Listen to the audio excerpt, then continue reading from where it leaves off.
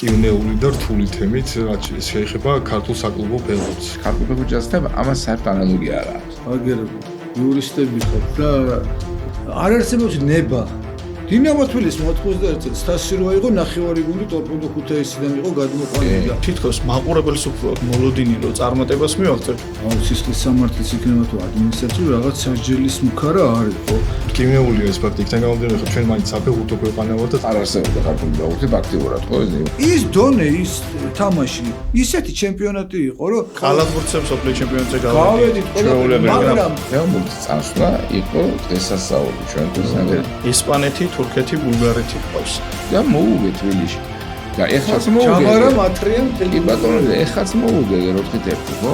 იქ. შეხედეთ რა არის მიქაილ დაძეგერ ხო? აღმოაჩინეთ.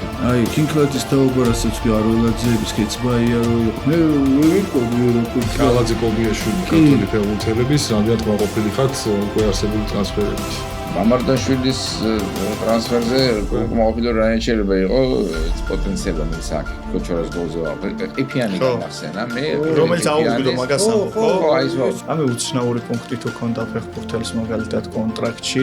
თორე გაიხედა სიის ნემსე გერძე უნაგირი უდეს და სულ ახლა ჩატარდა განახლებული ფორმატით მსოფლიო საკლუბო ჩემპიონატი. გენმოდიფიცირებული ფეხბურთი მივიღოთ. აი სილკის სამომავლო გეგმებზე თუ შეგიძლიათ უთხრათ კი არ არის მისი ადგილი მარჯვენა მხარეს, მაგრამ კეცბაია უნდა აჰა. მე ასე სიგურნო ვუყურებს მას გაცემს იმიტომ რომ მე თუ დამაინტერესა მაშინ რა ქვია